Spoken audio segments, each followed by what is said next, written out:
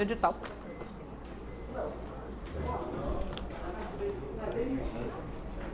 Ganhei vários bombons. Tô adorando isso. Subornando. Por quê? Meu Deus do céu. O amigo chegou lá, eu só não sei DP aqui, dá desconto aí, entendeu? Desconto, não. É sério.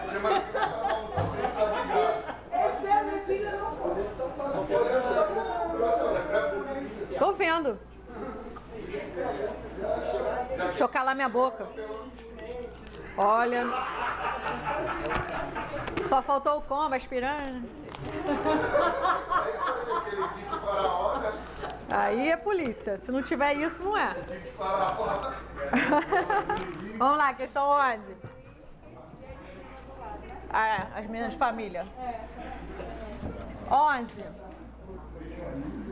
Ai, vocês são horríveis. 11.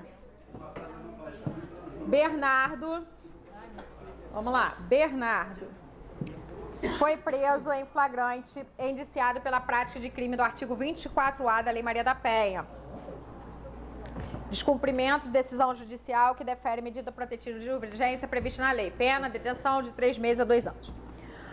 O auto de prisão em flagrante foi encaminhado para os órgãos competentes, sendo determinada a realização de imediato da audiência de custódia. Foi acostada a folha de antecedentes criminais, indicando que Bernardo, de fato, havia sido intimado da aplicação de medidas protetivas de urgência em favor de sua ex-companheira, mas que não possuía condenação definitiva em seu desfavor. Considerando as informações narradas, a prisão em flagrante a ser analisada em audiência de custódia é: letra A, legal, cabendo conversão da prisão em flagrante em preventiva para garantia das medidas protetivas de urgência aplicadas, mesmo diante da pena em abstrato inferior a 4 anos e da primariedade do custodiado. B, legal, mas considerando a pena em abstrato prevista e a primariedade técnica do indiciado, não será possível a conversão da prisão em flagrante preventiva por ausência dos pressupostos legais. C, legal, mas diante da pena em abstrato prevista, poderia a autoridade policial ter arbitrado fiança. D, ilegal, porque a pena máxima é inferior a 4 anos e Bernardo é primário, devendo a prisão ser relaxada. E, ilegal, porque a pena máxima é inferior a 4 anos e Bernardo é primário, devendo a prisão ser revogada. Gabarito? Da 10 não, é 11, né? Gabarito da 11. Letra A.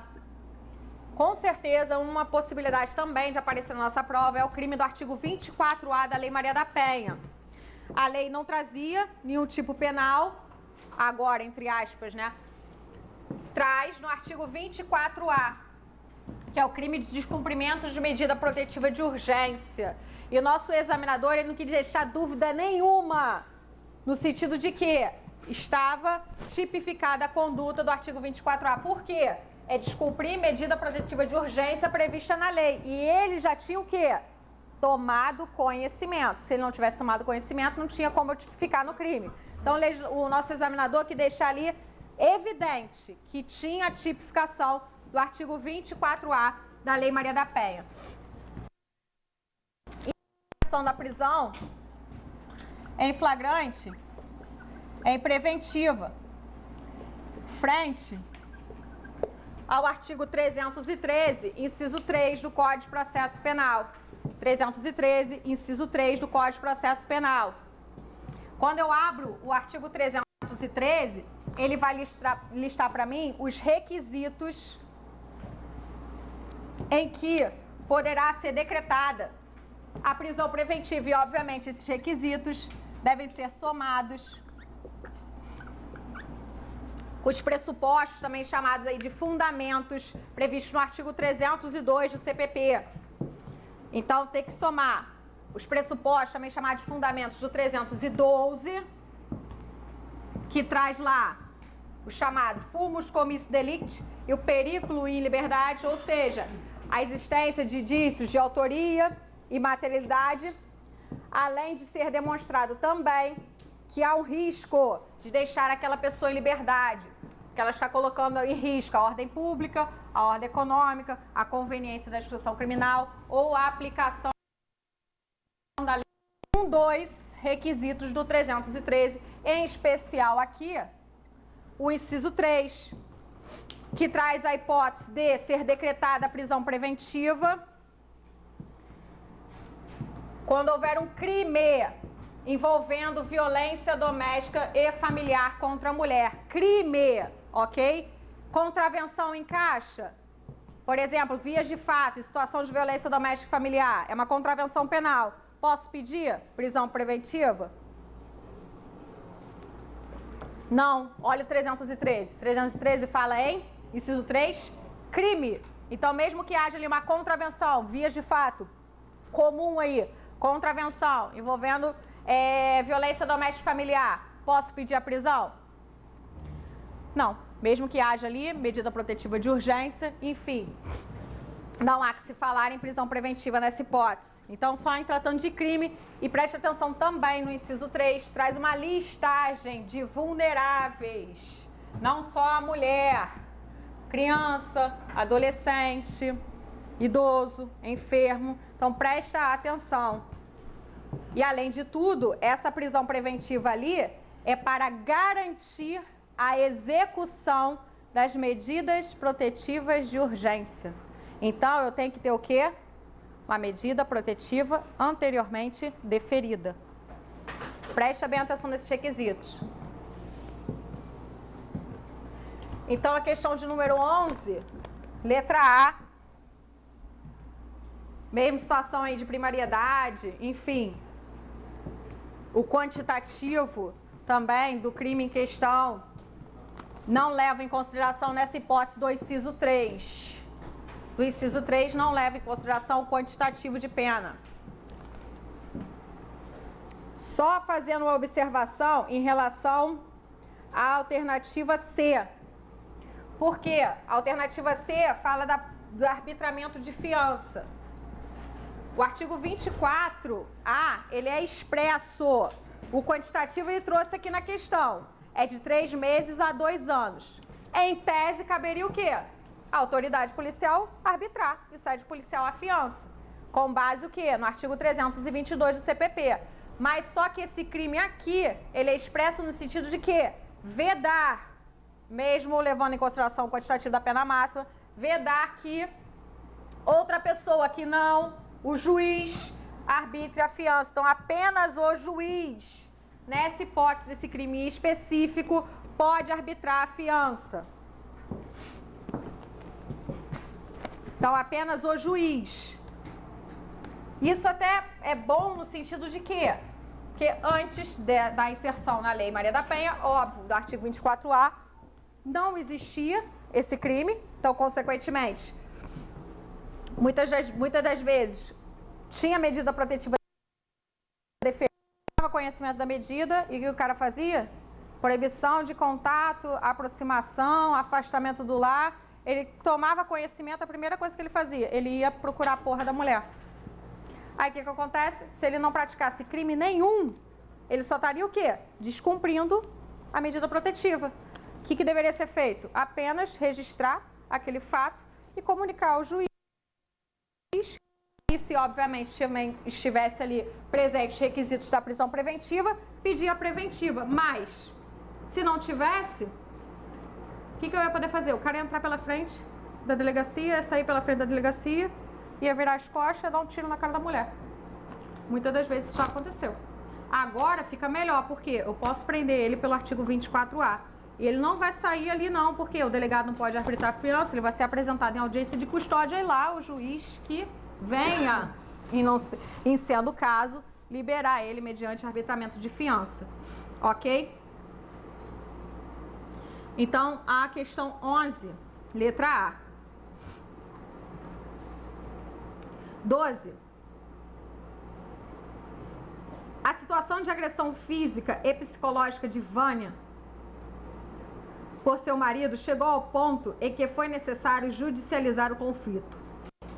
O juiz, ao constatar a prática de violência doméstica, poderá de imediato aplicar ao agressor como medida protetiva. Letra A decretação da prisão preventiva do agressor até a conclusão do caso. B, a prestação de alimentos provisionais ou provisórios. C, a suspensão do poder familiar caso haja filhos menores. D, o recolhimento do agressor a um regime de reclusão semiaberto. E, a anulação do casamento devido ao rompimento do pacto matrimonial. Letra B, prestação de alimentos provisionais ou provisórios. São medidas protetivas de urgência previstas lá no artigo 22. Essa em especial está lá no inciso 5. Essa em especial está no inciso 5.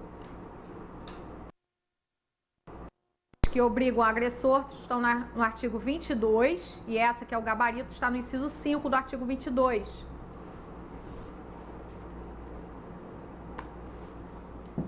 Essa questão já foi cobrada pela FGV, mas toma cuidado com a alteração da Lei 13.984 de 2020, no artigo 22, que acrescentou como medida que obrigam o agressor o inciso 6 e o inciso 7. Então, o artigo 22 foi acrescentado aí em 2020 o inciso 6 e o inciso 7, que traz lá como medida protetiva comparecimento do agressor a programas de recuperação e reeducação. 7. Acompanhamento psicossocial do agressor por meio de atendimento individual e ou em grupo de apoio. Isso pode aparecer na sua prova. São medidas protetivas de urgência. Fazer o agressor psicológico. Então, se aparecer isso, que é uma possibilidade, Lei Maria da Penha vai cair. Não esqueçam aí de olhar essas novas, digamos assim, medidas protetivas. Então, questão de número 12, bem literal, sem maiores considerações a se fazer. Letra B, está lá no artigo 22, inciso 5 da Lei Maria da Penha. 22, inciso 5 da Lei Maria da Penha.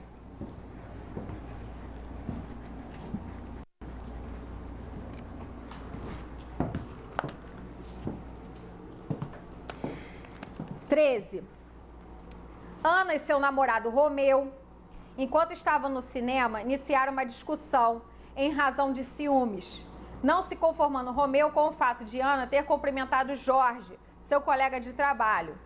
Durante a discussão, Romeu ameaçou sua namorada de morte.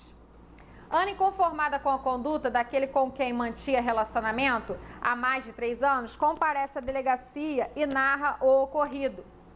Sobre a situação narrada e as previsões da Lei 11.340 de 2006, é correto afirmar que, vamos lá, letra A, aos crimes de ação penal pública condicionada à representação, quando praticados no contexto da Lei 11.340 de 2006, admite a retratação do direito de representação, desde que antes do recebimento da denúncia, em audiência especial, na presença do juiz e ouvido o MP. B. O juiz, através de medidas protetivas de urgência requeridas por quem de direito, poderá determinar a proibição de contato e aproximação com a vítima, mas não a suspensão da posse regular de arma de fogo ou afastamento do lar quando as partes convivam. C. A ofendida deverá ser intimada das audiências que precisa comparecer, não sendo necessária, porém, sua notificação dos demais atos processuais, das decisões sobre medidas protetivas ou ingresso e saída do autor do fato da prisão. D. Aos crimes praticados no contexto da Lei Maria da Penha, não se admite composição civil dos danos ou transação penal, tão só sendo possível a suspensão condicional do processo. É a relação de namoro de Ana, por não constituir casamento ou união estável, não justifica a aplicação da Lei 11.340 de 2006, ainda que o delito tenha sido praticado em razão de violência de gênero. Qual o gabarito da 13? Letra A. esse artigo 16, a letra A está falando do artigo 16.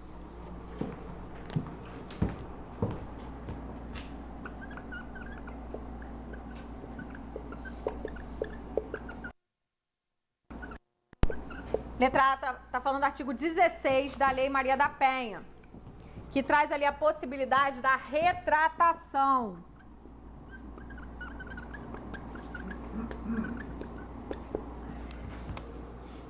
Retratação é voltar atrás. O que significa se retratar?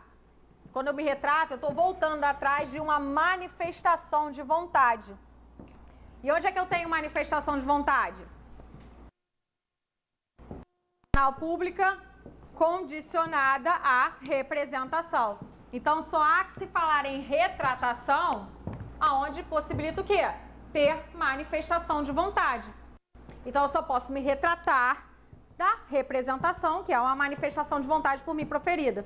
Então, esse artigo 16 aqui só comporta quando eu estiver diante de uma ação penal, vou botar aqui, abreviar, ação penal pública condicionada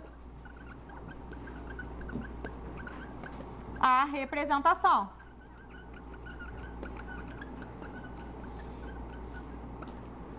Eu tenho que tomar cuidado porque eu tenho a regra no que diz respeito à retratação. Ela está onde? No artigo 25 do Código de Processo Penal. Para que ocorra a retratação. E qual é? Antes do oferecimento da denúncia. Na Lei Maria da Penha eu também tenho retratação. Mas só que, obviamente, requisitos bem maiores. Audiência especial, oitiva, MP, e antes do recebimento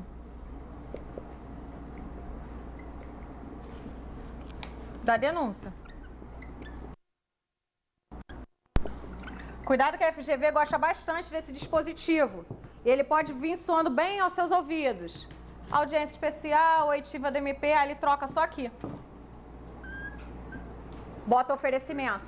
Isso pode acontecer, porque bem ou mal o quê? Tem sim. Mas quando é o quê? O artigo 25, que obviamente eu não estou aplicando a Lei Maria da Penha. Então toma cuidado com o artigo 16 da Lei Maria da Penha, frente à regra no que diz respeito ao Instituto da Retratação. Então, retratação é voltar atrás da minha manifestação de vontade. E onde é que eu tenho manifestação de vontade? Na ação penal pública condicionada à representação. Não sendo aplicada a Maria da Penha, a regra da retratação está onde? 25 do CPP. Eu posso voltar atrás da minha manifestação de vontade? Sim. Quando? Até antes de um oferecimento de uma denúncia. Lei Maria da Penha sendo aplicada, cabe retratação? Sim. Mas retratação é voltar atrás de manifestação de vontade. É qualquer crime em que vai incidir a Lei Maria da Penha? Não. Só naqueles crimes em que eu dependo dessa manifestação de vontade. Eu dependo do quê? De representação. Mas são requisitos maiores.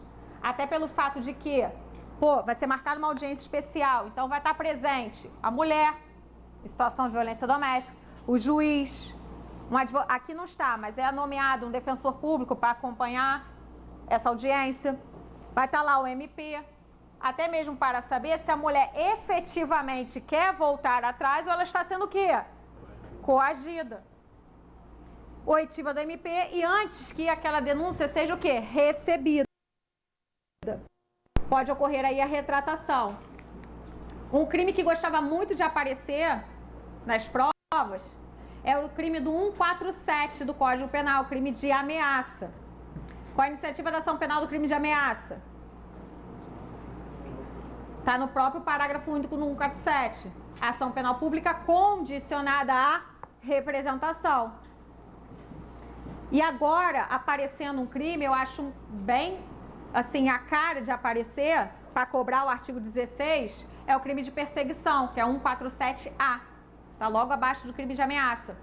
Crime de perseguição, famoso aí, stalking, 147A. Qual é a iniciativa da ação penal desse crime?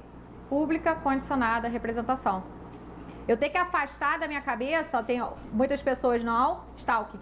Muitos alunos já não mais, mas tem gente que ainda tem uma visão errônea da Lei Maria da Penha. Do crime praticado no contexto de violência de gênero, que a iniciativa da ação penal será pública incondicionada. Então, não são todas as violências a qual a mulher é submetida, que aquele crime que corresponde a essa violência, a iniciativa da ação penal será pública e incondicionada. Apenas é qual? O crime de lesão corporal. O crime de lesão corporal, a depender do sujeito passivo, a vítima do crime, realmente, a gente vai ter divergência aí. Se for homem, ação penal pública, condicionada à representação. Se for mulher, incidência da Lei Maria da Penha, afasta a Lei 9.099 por expressa previsão no artigo 41 da Maria da Penha, e tudo o que tiver na Lei 9.099 não vai ser aplicado. A exemplo, termo circunstanciado. Termo circunstanciado, como é que ocorre? Como é que eu vou estar diante de um termo circunstanciado? Uma infração de quê? De menor potencial ofensivo. Vias de fato. É infração de menor potencial ofensivo? É, porque é contravenção penal. Se depara na delegacia com vias de fato entre dois namorados, vai ser termo circunstanciado ou vai ser inquérito policial? Inquérito policial, por quê? Havendo a incidência da Lei Maria da Penha, artigo 41 fala o quê?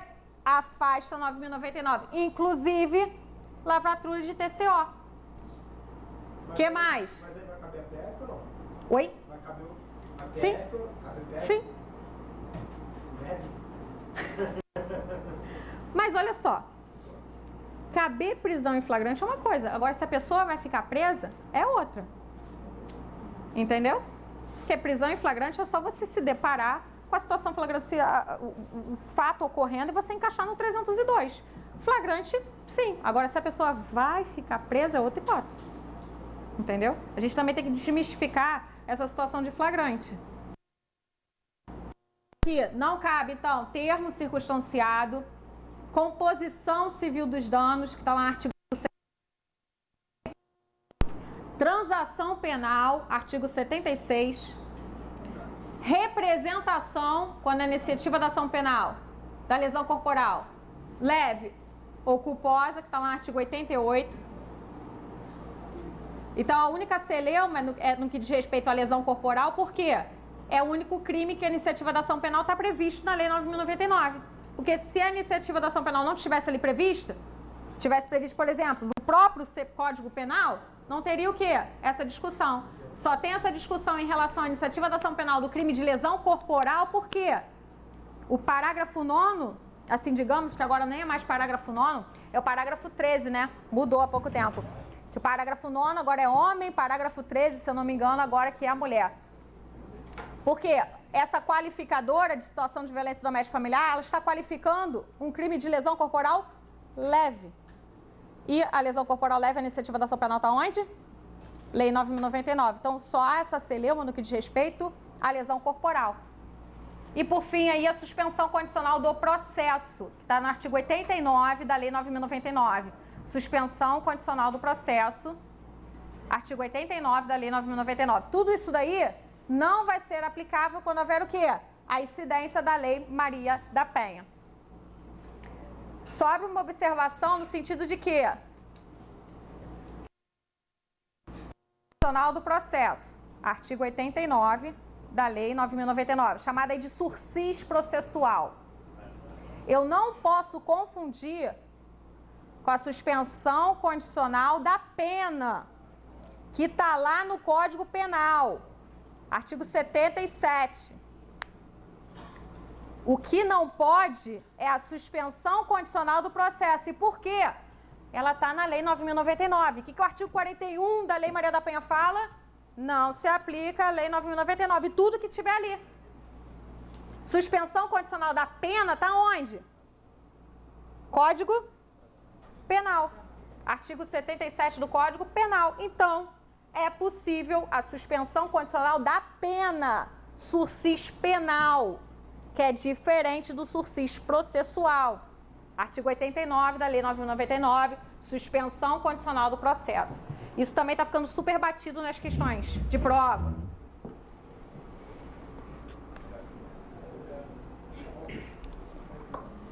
E só preste atenção, agora é questão penal mesmo, não é tanto questão processual, é essa alteração que teve no artigo 129. Parágrafo 9º continua, mas o parágrafo, se eu não me engano, é o 13, 14, enfim, tivemos essa alteração que a mulher agora se encaixa ali, o quantitativo de pena, inclusive, é maior. Homem pode sofrer lesão corporal em situação de violência doméstica familiar? Sim. Artigo 129, parágrafo 9º, pena de 3 meses a 3 anos. Agora, a mulher, se eu não me engano, está no parágrafo 13 ou 14. Toma cuidado aí. E o quantitativo de pena está maior.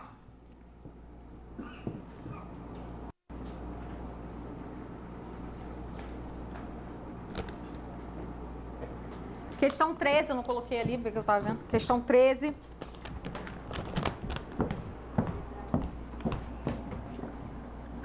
Letra A.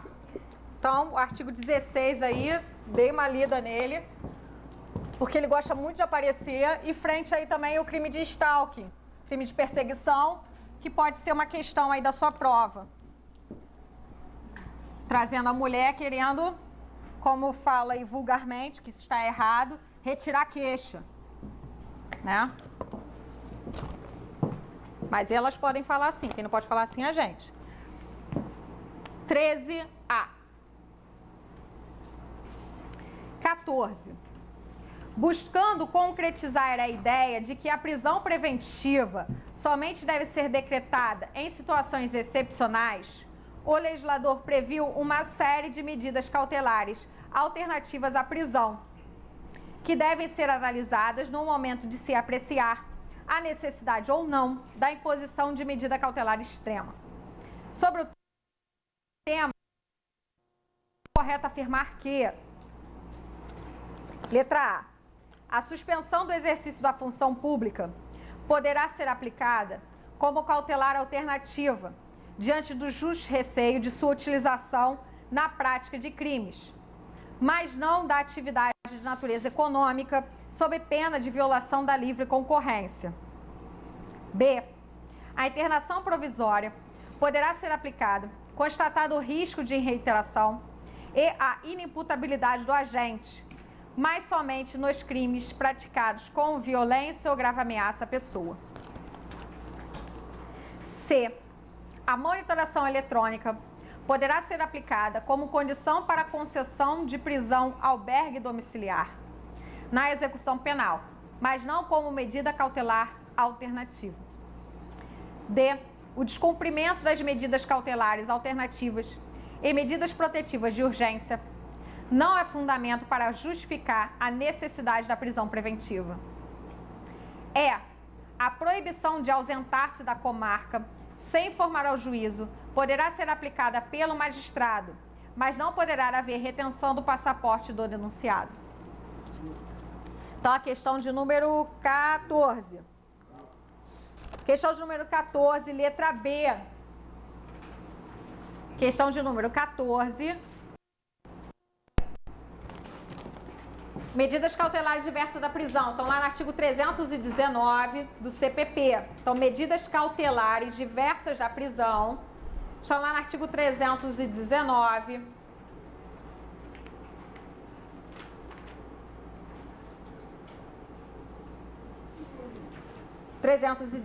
do CPP.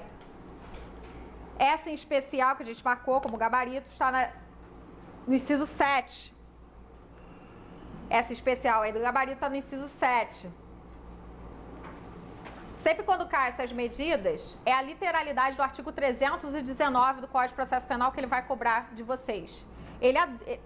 As bancas adoram essa do inciso 7, que é o nosso gabarito, que fala aí da internação provisória do inimputável ou do semi-imputável. Mas é em qualquer hipótese? Não, só quando ele pratica o crime com violência ou grave ameaça.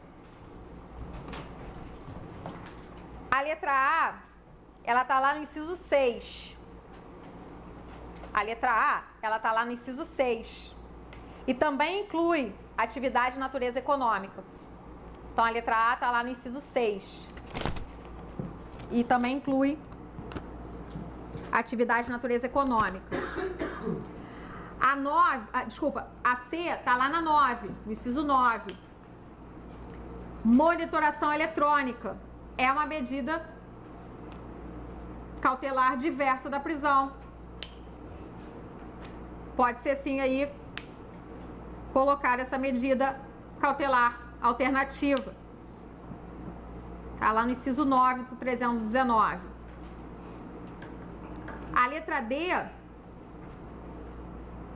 é possível sim, né, se justificar a necessidade de prisão preventiva com base no descumprimento de medidas cautelares alternativas ou então até mesmo de medida protetiva de urgência. Acabamos de ver o quê? O artigo 313, inciso 3 do CPP. Não falamos dele? Descumprimento de medida protetiva de urgência e a prisão daquela pessoa vai trazer ali a efetividade para o cumprimento dessa medida? Então eu posso ali preventiva com base no descumprimento de medida protetiva de urgência. E a questão está lá no artigo 320 do CPP. Pode ser retido sim o passaporte. É também uma medida cautelar diversa da prisão. Você reter o passaporte da pessoa. Isso está lá no artigo 320 do CPP. Preste atenção no seguinte.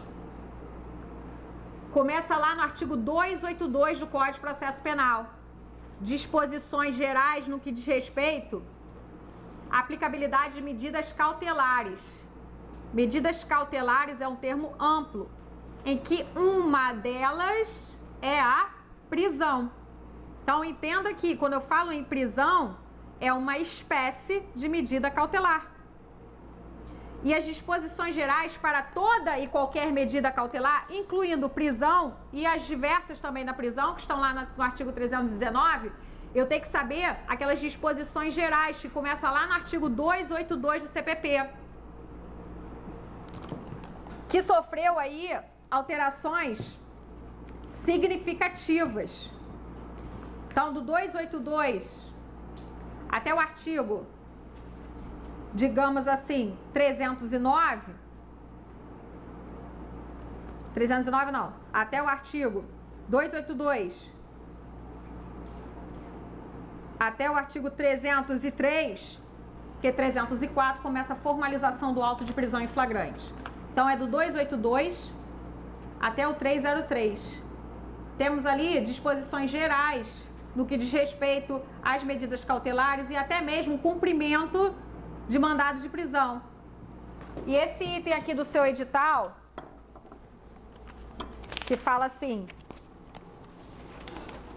edital lá de inspetor, tem um tópico assim, da prisão, das medidas cautelares e da liberdade provisória. Aí tá lá, banco de dados para registro de mandado de prisão, Conselho Nacional de Justiça, Lei 12.403 de 2011. Essa lei 12.403 de 2011, ela alterou o nosso Código de Processo Penal. E esses dispositivos que eu acabei de trazer para você, tá aqui as alterações promovidas por essa lei 12.403, dissertando aqui sobre o quê? O mandado de prisão, o cumprimento do mandado de prisão. Então toma cuidado, esse dispositivo, primeiro, sofreu alteração no pacote anticrime, e também dessa leizinha que o seu examinador ali especificou. Que ele fala ali do cumprimento de mandado de prisão. Você pode cumprir mandado de prisão sem estar com mandado de prisão na mão? Pode, mas em que hipótese? Enfim, você pode cumprir mandado de prisão expedido por outro juiz de outra comarca? Pode, em que hipótese? É isso que vai estar ali. Então, leiturinha mesmo daquela literalidade da lei que com certeza o seu examinador vai cobrar. E já percebeu que mandado de prisão é uma coisa que ele está querendo. Ele está querendo que você saiba. Você já está entendendo por quê, né? sua atividade fim vai ser isso. Então, voltando aqui para essas questões, disposições gerais, no que diz respeito às medidas cautelares, preste atenção lá no parágrafo 6º do artigo 282 do CPP. Parágrafo 6º do artigo 282 do CPP.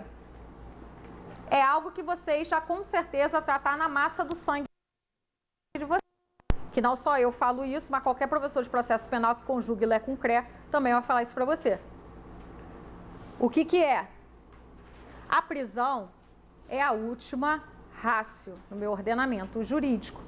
Ou seja, é a última hipótese. Eu só vou pensar em prisão quando que outras medidas cautelares diversas da prisão não suprirem ali a minha necessidade e adequação naquele caso, que está me trazendo ali, o caso concreto que está me trazendo. Então, a prisão deve ser a última medida a ser adotada no nosso ordenamento jurídico. O parágrafo 6º, eu falando assim, tu fala, porra, ela está falando óbvio. Estou falando óbvio, mas porra, cai o parágrafo 6º na porcaria da prova, vocês erram. E o parágrafo 6º, ele não está falando como as palavras que eu estou falando aqui. Mas o que ele está querendo dizer? Só lê aí o parágrafo 6º do artigo 282. Primeiro, vai ser, obviamente, a liberdade. E segunda hipótese, medida cautelar diversa da prisão. E última hipótese, prisão preventiva. Então, a prisão preventiva é uma espécie de medida cautelar? É. Mas ela vai ser aplicada em última hipótese. Primeiramente, vamos analisar se essas dos 319 supre a minha necessidade. Suprindo ali a necessidade, obviamente, elas devem. E não sendo aí possível, análise do 312 com os requisitos do 313 do CPP. Então, preste bem atenção nessa redação do parágrafo 6º do artigo 282. Ela está caindo muito em prova. E 282 e 283 sofreu aí alteração recente pelo pacote anticrime. Então, mais importante aí a leitura. Então, questão de número 14, letra B. Questão de número 14, letra B.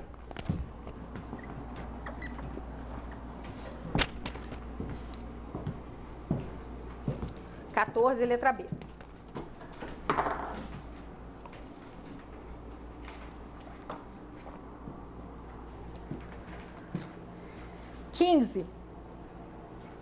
Agentes da área de segurança pública ingressaram na casa de João, sem autorização judicial,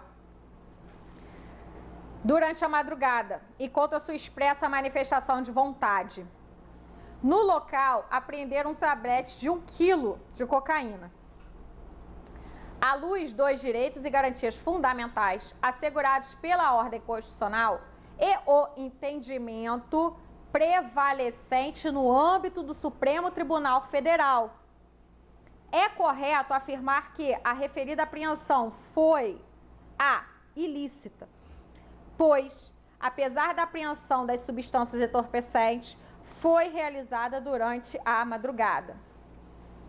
B, lícita, pelo só fato de terem sido apreendidas substâncias entorpecentes no local. C, ilícita, pois o ingresso no domicílio, contra a vontade do morador, deve ser realizado de dia, com mandado judicial.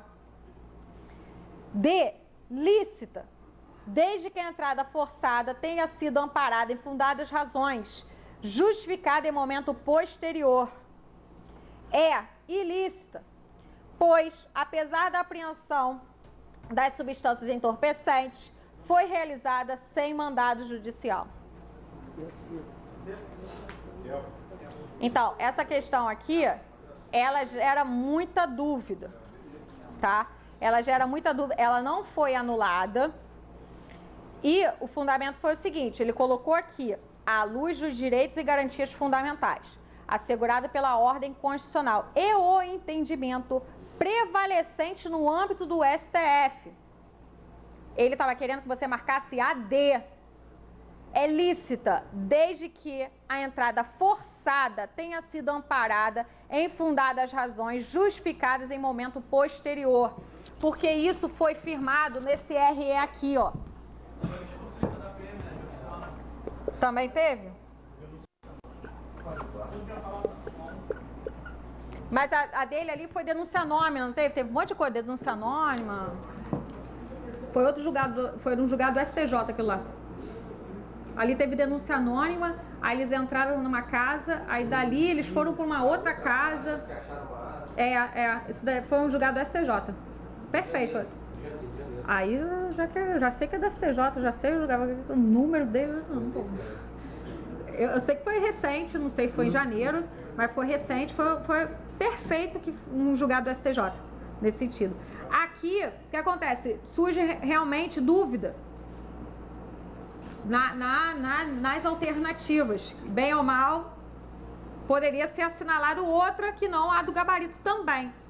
Mas, o que acontece? Foi a letra D porque ele frisou muito o quê? Jurisprudência do STF. E temos esse RE aqui que fixou essa premissa básica em relação ao ingresso no domicílio, situação aqui desse crime permanente, que é o tráfico de drogas, e que vai ser considerado lícito o ingresso, desde que o quê? Como ele colocou aqui na questão, e é o que está lá nesse RE, nesse recurso extraordinário. Perfeito isso daqui, ó. Desde que a entrada forçada tenha sido amparada em fundadas razões justificadas a posteriori. É a frase colocada pelo STF nesse RE. Então, o que acontece? Essa questão surgiu questionamento? Surgiu. E bem ou mal, dava para eu assinalar também outra alternativa, falando que era ilícita. E é ilícito o ingresso.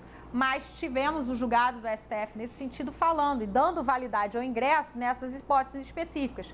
Eu trazendo ali fundadas razões de que dentro daquela casa, dentro daquele domicílio, estava ocorrendo uma situação flagrancial. O que seria... Oi? Sim. Sim. O que acontece? Se ele não tivesse mencionado, essa também estaria correta, porque eu tenho uma jurisprudência do STF nesse sentido. Aí, a minha questão deveria ser invalidada, porque eu tenho duas alternativas corretas. Aqui foi essa porque ele falou do STF e teve o RE. Então, e no RE é essa frase mesmo. Se você procurar a ementa, na ementa você já acha, do julgado. Ele fala aqui, é lícita desde que amparada e fundadas razões justificadas a posteriori. Então, ele queria que você soubesse esse RE e foi aqui que ele colocou. Mas o que acontece? Se ele não tivesse falado, tivesse falado assim, de acordo com os tribunais superiores, eu poderia falar que é lícita, frente do que o STF já falou nesse sentido, e também ilícito. Porque ele ingressou de madrugada, sem autorização, em tese é o quê? Ilícito. Em tese é ilícito. No primeiro momento, assim, é ilícito. Mas aí tem o STF trazendo aí essas fundadas razões. O que eu vou entender como fundadas razões? Que aí vai justificar o meu ingresso sem mandado. Elementos concretos. Então, quando o STF fala em fundadas razões, ele está querendo falar em elementos concretos de que está ocorrendo uma infração penal. Então, o policial, no caso, tem que demonstrar que havia ali elementos concretos de que dentro daquela casa,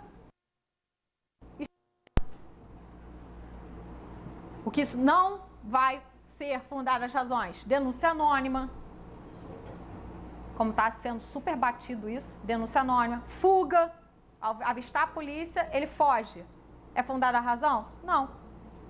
Só porque ele fugiu? Só porque ele correu? Não, não é fundada a razão. Isso, inclusive, é batido também no STJ.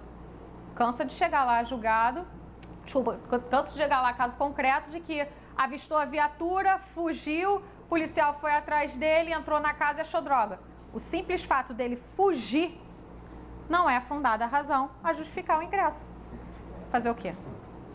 Não, essa daí eu nem acho muito... nada demais, não. O que ficou um pouquinho, e você tem que pensar bastante, é a questão do cheiro, que tem aí, que o professor de processo penal, Décio Alonso, apelidou de teoria do cheirinho. Os policiais passaram uma área conhecida como tráfico de drogas, abordaram determinada pessoa e perto tinha a casa dela, eles sentiram o odor da droga, no caso era a maconha, e ingressaram no domicílio e realmente tinha droga e tal, enfim, prendeu todo mundo. Foi considerado válido. O fato policial sentiu o cheiro. Mas há pouco tempo teve um julgado do STJ em que não foi considerado válido o ingresso e consequentemente o fato de os policiais chegarem, mesma coisa, numa área conhecida como ponto de tráfico de drogas, avistarem uma casa com portão aberto e as pessoas manipulando o material, em tese, entorpecente. Inválido. E aí? Sentir o cheiro pode, você vê não. Aí o que acontece? Quando você olha o julgado pela ementa, você até começa a achar meio que absurdo. Mas por um lado até que é mesmo. Mas os fundamentos dele, depois você vê que realmente não é tão absurdo assim. Porque realmente, você viu. Pode ser que o quê? Eles estavam ali manuseando droga. Às vezes não era, mas poderia estar ali o quê? Manuseando droga. E quando eu falo de crime de tráfico de drogas, a própria lei traz medidas de o quê? Postergar a situação flagrancial. Então tinha ali realmente elementos concretos, emergenciais, de eu fazer cessar ali a prática delituosa? Se eu olhar pelo próprio instituto trazido pela lei de drogas, que eu posso prorrogar o flagrante, não tem ação controlada prevista na lei de drogas? Por exemplo, eu me deparo com uma situação flagrancial, chegando um carregamento, sei lá, de droga, cocaína, crack, sei lá. Eu não posso prorrogar a situação flagrancial para um momento mais, posterior e mais efetivo à minha investigação? A própria lei não fala isso? Então, qual era a emergencialidade de fazer cessar a prática delituosa ali, que não pudesse se prorrogar e conseguir um mandado? Então, eles entram dessas nuances. Porque muita gente começou a se questionar assim, então, o policial agora vendo e ouvindo, por exemplo, uma mulher sendo estuprada dentro de casa, ele não pode adentrar. Não, por quê? A emergencialidade de fazer cessar está evidente. Porra, eu estou vendo que a mulher está sendo estuprada, estou vendo que a mulher está apanhando, estou vendo que a mulher, sei lá, enfim. A emergencialidade está íncita ali, naquela situação. Mas droga não. Por quê? A própria lei de drogas traz a possibilidade de eu prorrogar o flagrante. Que traduzia ali, que ele tinha que entrar ali naquele momento, que não esperasse ali um mandado. Então, é essa toda a discussão que vem no julgado. Realmente, no primeiro momento, a gente acha absurdo. Mas depois a gente vai analisando, a gente começa realmente, verdade, se a própria lei traz a possibilidade de eu prorrogar o flagrante, com quantidades, inclusive, não fala? Fala, não, só pode prorrogar o flagrante se for um tráfico pequeno. Se for, não, pode chegar um carregamento de quilos e quilos, toneladas de cocaína e eu fazer isso. Óbvio, só eu tenho autorização judicial para tanto. E aí, qual era a emergencialidade ali que tinha que fazer você parar e ingressar, afastando-lhe a garantia constitucional? Então, isso é levado sim em consideração. Então, tem que prestar bastante cuidado quando você for fazer questões envolvendo aí o crime de tráfico, que está muito batido, questões referente ao ingresso lícito ou ilícito, a depender aí de mandado ou não, e ter essa premissa básica fixada na cabeça. O ingresso vai ser válido, sem mandado, quando houver o quê? Fundadas razões. O que é isso? Elementos concretos que estava ocorrendo uma situação flagrancial e a emergencialidade tinha que o quê? Eu tinha que agir naquele momento, não poderia esperar o momento posterior com o mandado judicial. Então, 15 aí, né? 15, isso. Letra D. Aí vocês começam, mas vai ser difícil eu saber. Não vai ser difícil não, por quê? Pega a questão aí de oficial PM. Estava nítido que a situação era ilícita. Então, o examinador vai deixar que ele quer que você fale que a prova é ilícita. Nunca vai ficar uma questão dúbia. Não vai ficar dúbio se era lícito ou não. Porque essa questão da PM era um julgado do STJ falando a mesma coisa. Então, assim, não vai te restar dúvida que aquela situação é ilícita. Você só tem que saber o quê? Qual vai ser a fundamentação para aquilo ali. 15, letra D. 16. Sobre as medidas integradas de proteção previstas na Lei 11.340, de 2006, que é a Lei Maria da Penha, analise as afirmativas a seguir. 1. Destacar nos currículos escolares de todos os níveis de ensino os conteúdos relativos aos direitos humanos, à equidade de gênero, de raça ou etnia e ao problema de violência doméstica e familiar contra a mulher. 2. Implementar o atendimento policial especializado para as mulheres, em particular das delegacias de atendimento à mulher. 3. Promover estudos e pesquisas com a perspectiva de gênero e de etnia, concernente às causas, às consequências e à frequência da violência doméstica e familiar contra a mulher, para a sistematização de dados e a avaliação periódica das medidas adotadas.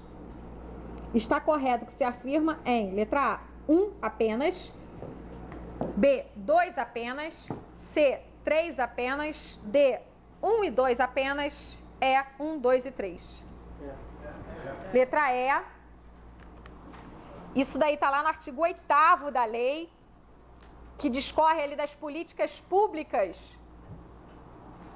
a serem implementadas aí pela União e, consequentemente, os demais estados da federação, no que diz respeito à situação de violência doméstica e familiar.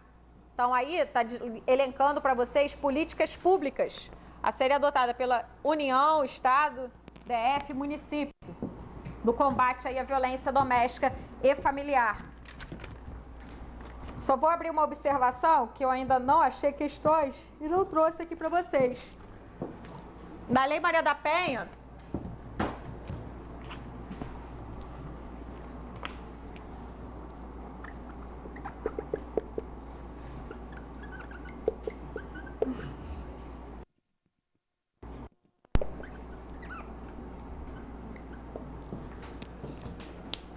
artigo 12C da Lei Maria da Penha.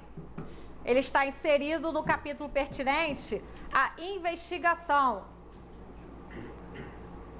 Então, o artigo 12C ele está inserido ali no capítulo pertinente à investigação nessas situações aí de violência doméstica e familiar. Como é que deve ser a postura a ser adotada? Importantíssimo, não precisa nem falar, né?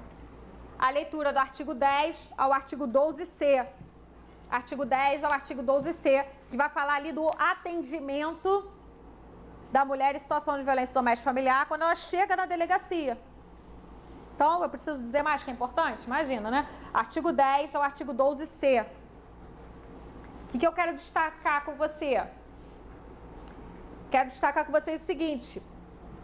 O artigo 12C está possibilitando, desde a sua inserção aí em 2019, que a autoridade policial, quem é ele?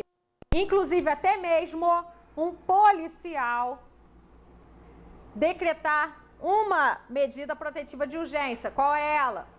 Afastamento do agressor do lar. Mas é em qualquer hipótese que o delegado e depois o policial pode vir a implementar essa medida? Não. Em que hipótese? Delegado, quando não houver juiz na circunscrição. Policial, vê ali que a expressão é ampla, policial. Isso, obviamente, é super criticado, mas é super ampla. Então, policial inclui policial civil, policial militar, PRF, por que não? Não é policial? Então, quando ele fala em policial, uma expressão bem ampla, que inclui todos esses que eu acabei de falar para vocês. E o policial, quando não houver autoridade policial e também juiz. Então, preste atenção que apenas uma medida pode ser aplicada, que é o afastamento do lar e também exceção da exceção. Só pode o quê? Delegado, quando não tiver juiz, e o policial, quando não tiver o delegado e também o juiz. Implementada essa medida, o juiz deve ser avisado em um prazo de 24 horas.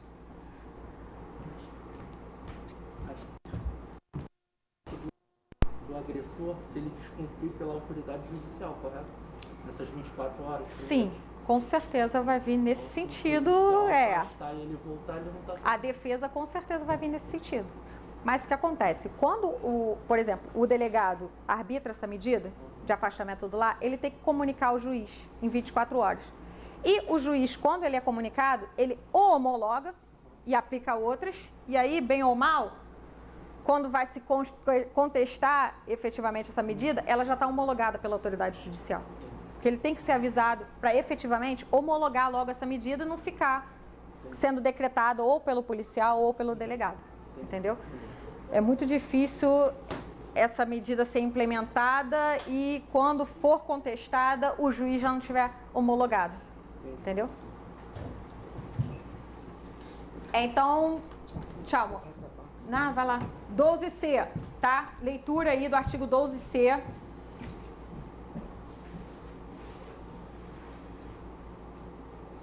Preste bem atenção que pode ser um dispositivo que venha aparecer aí na sua prova. Então, 15, letra D. 15, desculpa, 16. 16, letra E. É porque eu fui para 15 mesmo. E.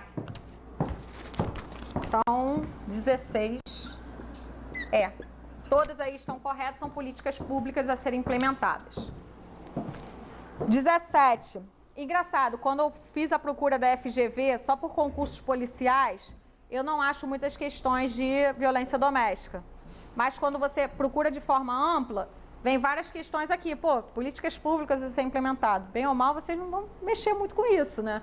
Vocês vão estar mais na atividade fim aqui, por exemplo, como eu falei aqui do artigo 10A ao 12C. Mas como a sua prova especificou bem essas questões de violência doméstica, essas questõezinhas assim, que é boba, né? Bem ou mal, é só você ler ali, ela com certeza pode vir aparecer na sua prova. Essas políticas públicas a serem implementadas, quais os direitos que a mulher tem numa situação de violência doméstica familiar. Então, assim, pegar a Lei Maria da Penha e ler na sua integralidade, eu acho que vocês devem fazer isso sim, tá? Então, vamos agora para a questão de número 17. Em busca de proteger os direitos das pessoas do sexo feminino, vítimas de violência física e psicológica, no âmbito afetivo, doméstico familiar, o legislador editou a Lei 11.340 de 2006, que é a nossa Lei Maria da Penha, que trouxe uma série de peculiaridades ao procedimento aplicável aos crimes praticados em tal contexto. Sobre as previsões da lei acima mencionada, é correto afirmar que, letra A, o crime de ameaça, apesar de previsto no Código Penal, como de ação penal pública, quando praticada no contexto de violência doméstica familiar contra a mulher, e depende da vontade da vítima para a responsabilização do autor do fato. B, o crime de lesão corporal simples, praticado no contexto de violência doméstica familiar contra a mulher, por ter pena privativa de liberdade mínima inferior a 1 ano, admite a proposta de suspensão condicional do processo. A retratação do direito de representação, quando cabível, nos crimes praticados no contexto da Lei Maria da Penha, terá de ocorrer em audiência especial, na presença do magistrado, ouvido o MP e antes do recebimento da denúncia. D. A pena privativa de liberdade aplicada no caso de condenação por crime de lesão corporal simples, praticado no contexto da Lei 11.340 de 2006, poderá ser substituída por restritiva de direitos. Os crimes praticados no contexto de violência doméstica familiar contra a mulher, independentemente da pena aplicada, não admite a suspensão condicional da pena. Ele quer a correta. Letra C, a correta, mais uma vez, o artigo 16. C de cachorrão, artigo 16. Artigo 16 aparecendo mais uma vez aí para vocês. A letra B, gente, coloca aí a súmula pertinente. Letra B, não, é porque a A não tem súmula, é só uma explicação. As outras têm súmula. Letra B, súmula 536 do STJ. Súmula 536 do STJ.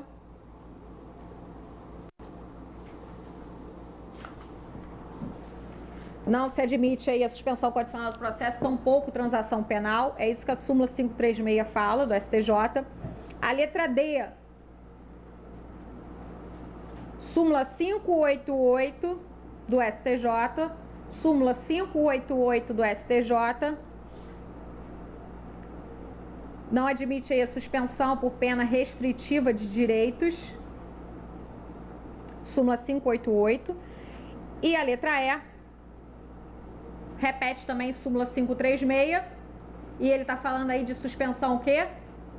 Da pena. Da pena pode, que não pode é o quê? A do processo.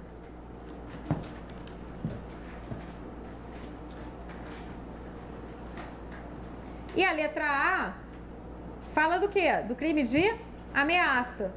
Crime de ameaça mesmo no contexto de violência doméstica familiar com a iniciativa pública condicionada à representação.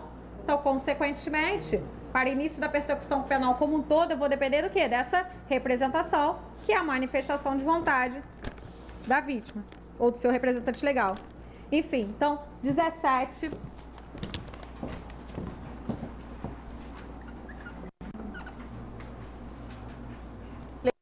C. 17, letra C.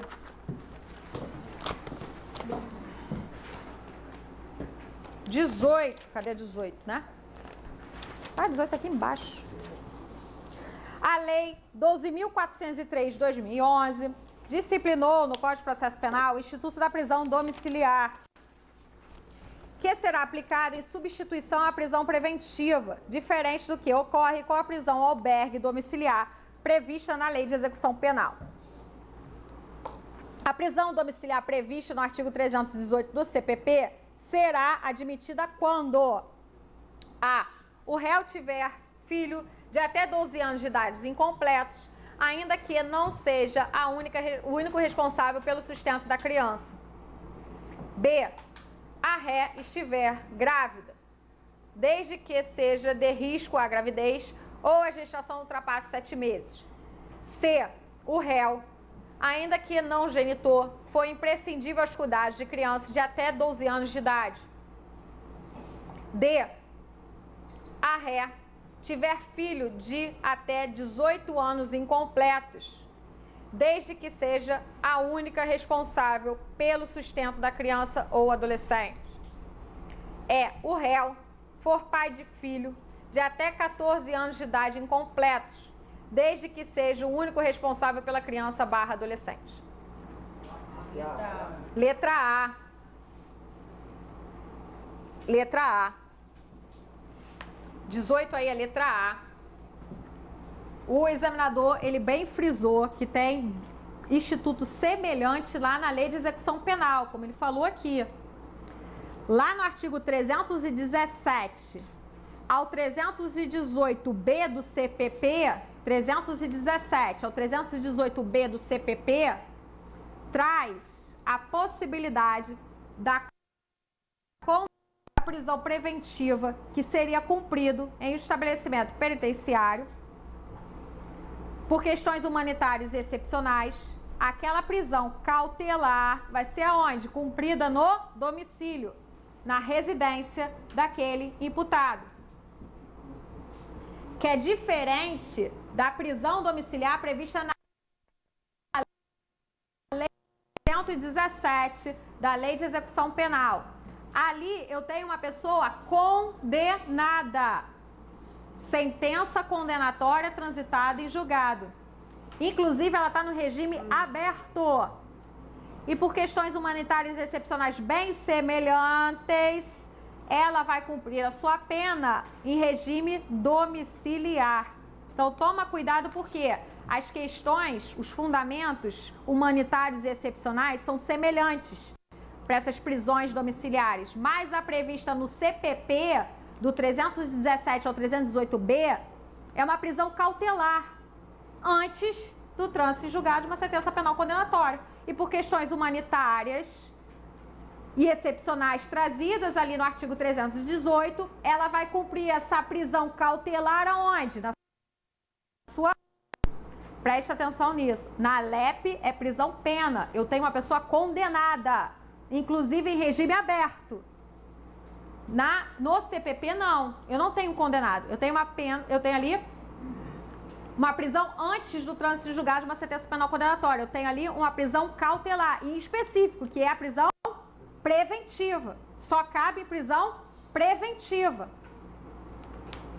Não, eu tenho dúvida nessa segunda parte, ainda que não seja a única responsável pelo sustento. O que tem? Caso a criança tivesse mais um responsável, somente. Não tem problema. Mulher, o único que tem a peculiaridade é o homem. A outra pessoa responsável por aquela criança, ela pode ter a prisão domiciliar. O homem não. O homem só pode, nessa mesma circunstância, dessa mesma criança, se ele for o único responsável pelos cuidados daquela criança. Então aqui ele está falando de uma mulher, a ré. Então você está falando de uma mulher, mesmo que tenha alguém responsável pelos cuidados daquela criança, o pai, por exemplo, enfim, ela pode ter a prisão domiciliar. O que não vai acontecer se fosse homem. Se tiver outra pessoa responsável, não é hipótese de prisão domiciliar para ele, não. A mulher já... Oi? Sim. A mulher de Sérgio Cabral. Isso, incompletos. Incompletos. Porque é a criança lá do ECA. Lembra do quantitativo de criança e adolescente? Criança é 12 anos incompleto. Porque aqui, até mesmo tem a alternativa falando de criança de até 12 anos. Olha C. Não. 12 anos incompletos. Completou 12, não é mais criança. O réu, ainda que não genitor, for imprescindível aos cuidados de crianças de até 12 anos já incompletos. E ele tinha que ser também o quê? O único responsável, não o pai, o único responsável. Não, sim, mas enfim. Tem que também ser o único responsável. Porque se ele não for o único responsável, não cabe prisão domiciliar para ele. Então, assim, leitura do 318... Isso acho que alguém até já fez. Pegou o 318, colocou aquelas hipóteses, as hipóteses circunstanciais que possibilitam, e do lado o 117 da LEP. Isso é importante para você olhar, são muito parecidas. Isso pode confundir. Eles gostam muito de fazer a confusão, por quê? Pelo critério etário. Se você abrir aí seu artigo 318, inciso 1, fala também no critério etário. Qual é lá? O maior de 80. Lá na lei de execução, também tem um critério etário, mas lá é 70. Aí na hora que cai, tu fala assim, porra, qual é a da prisão preventiva mesmo? Lá do CPP? É 80 ou 70? É muito parecido. Então, assim, para ter a prisão cautelar, que é a prisão preventiva, cumprida em domicílio, o cara tem que ser o quê? Maior de 80. Lá na LEP, Lei de Execução Penal, o condenado em regime aberto para substituir a pena dele, ele vir cumprir a pena dele no regime domiciliar, ele tem que ter 70. Então toma cuidado. Aí geralmente a questão traz um cara que teve a prisão preventiva decretada, um cara de 70 anos, e aí, posso botar ele para cumprir essa prisão preventiva em regime domiciliar? Não, porque tem que ser o quê? Maior de 80. Então toma cuidado. Não, sim, mas a prova traz isso, porque sabe que tem no CPP 80 e na LEP 70. Aí você lembra que você leu 80 e 70, e aí, qual é aquele? Isso a prova gosta de trazer para você. Que nem a questão da doença também. A questão da doença tem no artigo 318 e também tem lá na Lei de Execução Penal. No 318 ele fala assim, extremamente... Como fala aqui, inciso 2, extremamente debilitado por motivo de doença grave. Lá na LEP, ele só bota o quê? Doença grave. Aqui, no CPP, eu tenho que comprovar que ele está extremamente debilitado. Lá na lei de execução, eu só tenho que comprovar que ele tem uma doença grave. E às vezes ele não está extremamente debilitado, mas ele tem uma doença grave. Essas questões que você... eu li isso, realmente tem alguma coisa de doença grave. Agora é qual? É da lei de execução penal ou do CPP? Toma cuidado, porque ele sabe que tem esses institutos semelhantes e a prova é objetiva, é isso mesmo que ele vai cobrar. 18, aí, letra A.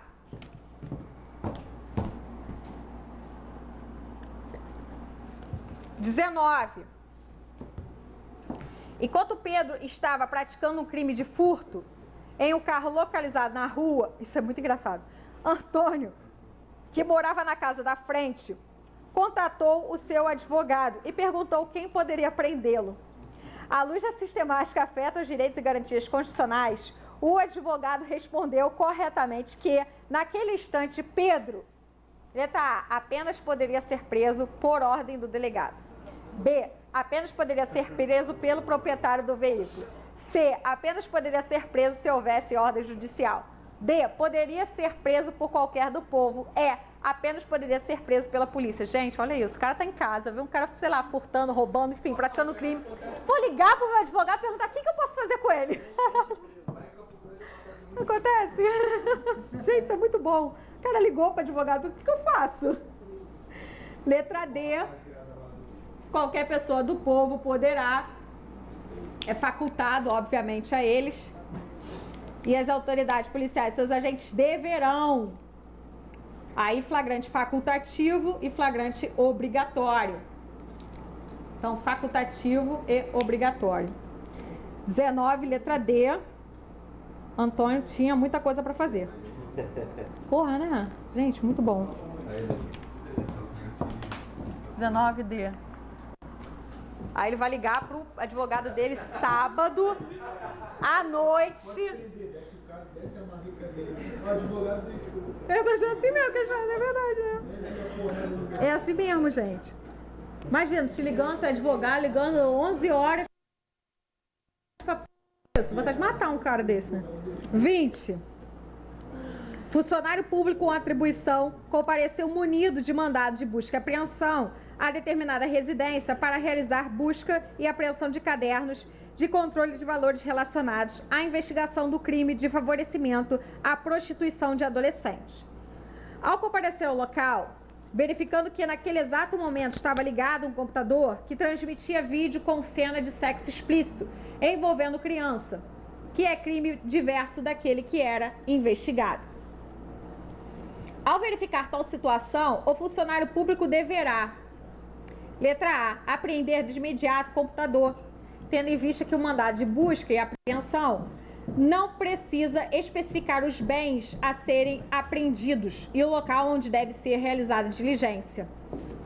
B, requerer a expedição de novo mandado de busca e apreensão, que somente poderá ser deferido se for instaurada investigação para apurar a prática de novo delito.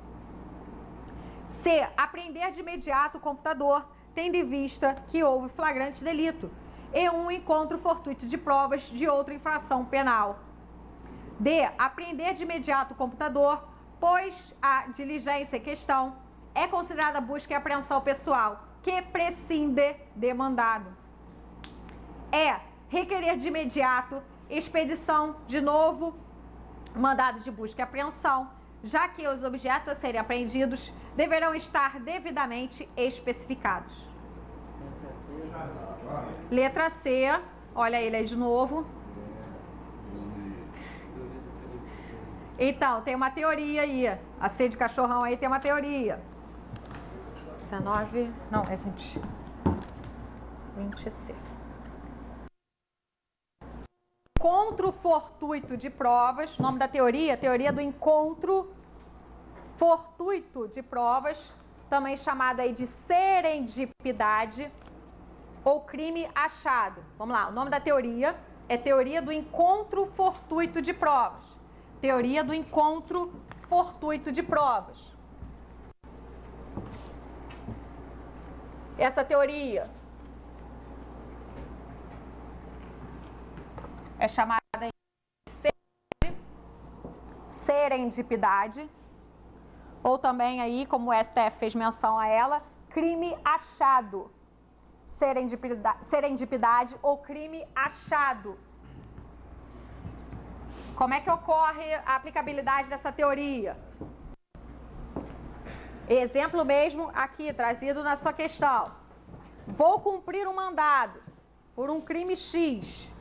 Chego no local com o meu mandado válido, acho, por exemplo, um crime Y, que não tem nada a ver com o objeto ali do meu mandado.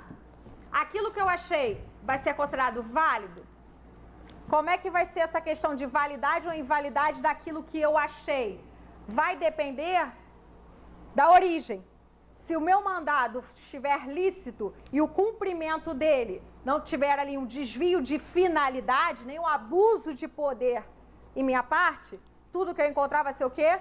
Lícito. Então vai depender o quê? Se vai ser lícito ou não o que eu achei. Vai ser lícito ou não o que eu achei é depender da origem. Se eu estou cumprindo um mandado válido e, consequentemente, não há, por parte daquele servidor, abuso de poder e desvio de finalidade. Não tendo abuso de poder e desvio de finalidade, tudo aquilo que eu encontrar, mesmo que não tenha relação com aquilo que eu estou investigando e foi originário o mandado, é considerado o quê? Válido. Foi a situação aqui. Ele encontrou vídeo, inclusive o vídeo estava ali aparecendo, né? Assim que ele chegou, ele se deparou com a pessoa assistindo ali os vídeos de pornografia infantil. Então, a situação ali era de um crime permanente. Então, ele vai efetivar a apreensão e, consequentemente, até mesmo a prisão em flagrante daquela pessoa. Então, essa teoria aqui, eu tenho que analisar a origem dela, que deu consequência àquela apreensão. Cumpriu o mandado válido, não teve abuso de poder, nem desvio de finalidade, tudo que eu achar, lícito. E, consequentemente, tudo que advier disso. Isso, se eu não me engano, foi o caso que aconteceu esses dias. Foi o Coroa, que acharam o negócio de nazismo? Nele não. Tem dois. O advogado e também tem o Coroa lá no Recreio dos Bandeirantes, que foram também ver uma situação de um estupro de vulnerável, chegaram na casa e acharam não material envolvendo pornografia infantil, não. Também tinha, mas tinha lá um quarto que só com material nazista, com arma de fogo, enfim, também. Eles foram procurar uma coisa e acharam outra totalmente diferente. Então, foi. Eu até estava falando com ele que eu achei engraçado porque o cara é adepto a essa teoria nazista. E todo mundo sabe, nazista não gosta de gente preta. Eu falei que deve ter ficado puto, né? Porque Dornegão entendeu? Como bem feito. Eu falei, bem feito. Nazista, filho da puta, aí Dornegão te prendendo. Ele deve ter ficado muito puto, cara. Imagina o ódio do cara, porque eles não gostam de... eles têm aquelas teorias malucas, a raça ariana, né, a raça pura. Tanto o chefe da delegacia é um cara negro e ele também, ele é negro. Aí eu falei, cara, que prisão foda, né? O cara deve ter ficado com ódio do caralho. Hã?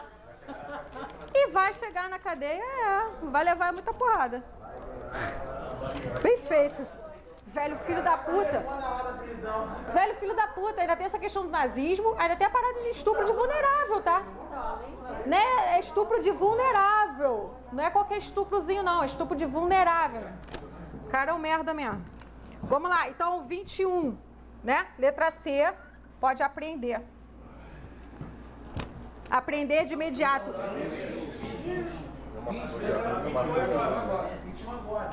21. Vai. Última, né? Após investigação, foi identificado que Arthur era autor de crime de falsidade ideológica, de documento particular, de 1 a 3 anos. Que questão. Figurado como vítima, Zeca. Juntada à folha de antecedentes criminais, verificou-se que Arthur nunca respondeu a qualquer outra infração penal. Considerando o crime de falsidade ideológica de documento particular, com base nas previsões da Lei 9.099, a infração, letra A, não é de menor potencial ofensivo, de modo que não cabe suspensão condicional do processo, transação penal e nem composição civil dos danos. B, não é de menor potencial ofensivo, mas cabe suspensão condicional do processo. C, é de menor potencial ofensivo, cabendo proposta de suspensão. D, é de menor potencial ofensivo, mas não cabe proposta de transação penal. E, é de menor potencial ofensivo, cabendo composição civil dos danos. E aí? Letra B. Ele trouxe até a pena, deixou fácil. ele poderia ter dificultado, não colocado a pena, porque a falsidade ideológica, a depender se documento público ou particular, o quantitativo de pena vai ser diferente, particular de 1 a 3 anos, público de 1 a 5, público de 1 a 5. Então ele poderia ter dificultado, ele não dificultou. De 1 a 3 não é realmente infração de menor potencial ofensivo, mas cabe o quê? Suspensão condicional do processo. Desmistifica isso. Por quê? Suspensão condicional do processo, ela leva em consideração o crime que quantitativo de pena mínima seja igual ou inferior a 1 ano. A transação penal que realmente, transação penal só cabe quando? Transação só cabe em infração de menor potencial ofensivo. Aí, ok. Então, esses dois institutos despenalizadores, toma muito cuidado com isso, que o examinador gosta de trazer sempre essas questões. Suspensão condicional do processo está prevista realmente lá na Lei 9.099, mas não só cabe em infração de menor potencial ofensivo, cabe também aquelas que não seja, desde que o quê? O quantitativo de pena mínima se enquadre no que está descrito no artigo 89. Qual seja o quantitativo de pena mínima? 1 ano e inferior a 1 ano. Transação penal que está prevista também na Lei 9.099, artigo 76, que só cabe quando for o quê? Infração de menor potencial ofensivo. Não é infração de menor potencial ofensivo, transação penal, afasta. Ok? Então, 21, letra B. 21, letra B. Pode falar. Suspensão condicional do processo, artigo 89. Transação penal é qualquer infração de menor potencial ofensivo. E quando é que eu sei que eu estou diante de uma infração de menor potencial ofensivo? Depende. Crime, pena máxima, 2 para baixo. E qualquer contravenção penal, independentemente do quantitativo de pena máxima. Tá? Conceito de infração de menor potencial ofensivo está lá no artigo 61. Artigo 61 da Lei 9.099. Artigo 61 da Lei 9.099. Menor potencial ofensivo. Ok? Artigo 1. Suspensão condicional do processo é pena mínima. Transação penal é a pena máxima porque só cabe transação penal quando tiver diante de infração de menor potencial ofensivo. Para crime, 2 anos para baixo, pena máxima. E contravenção, independe. Qualquer pena, tá? Então, queridos... Oi. Se houver deslocamento de competência para vara criminal, vai caber um crime de menor potencial ofensivo por não ter achado o autor. Vai caber a transação penal? Sim. Sim. Não vai deixar de aplicar os institutos despenalizadores por causa disso, não. Tá? Beleza? Então, queridos, encerramos a nossa primeira aula de processo penal. Vamos ter mais outras aulas. Vou trazer mais questões para vocês. Então, até a próxima. Tchau, tchau.